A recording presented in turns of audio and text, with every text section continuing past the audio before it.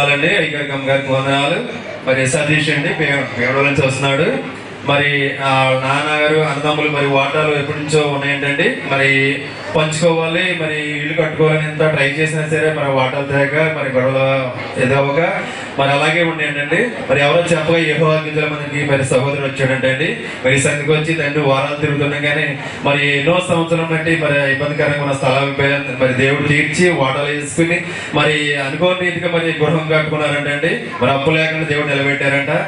మరి అదే విధంగా మరి తంతపడి చదువుకున్న వాళ్ళందరూ మరి ప్రైవేట్ గా జాబ్ చేస్తున్నారంటండి. నీకైతే మరి జాబ్ రాదని కొంచెం ఎలా మాట్లాడారంటండి. దేవుడు మరి సందులకు వచ్చి మరి తన పాప చేసుకున్నాడంటే నాకు జాబ్ రావాలి, గవర్నమెంట్ లో రావాలనుకున్నారంటండి. మరి అనుకోని రీతిలో సెంట్రల్ గవర్నమెంట్ లో జాబ్ వచ్చిందంటే జాబ్ వచ్చాడంటే దేవుడు మరి దేవుడి సాక్షి దీవించి ఆశించరు కాక.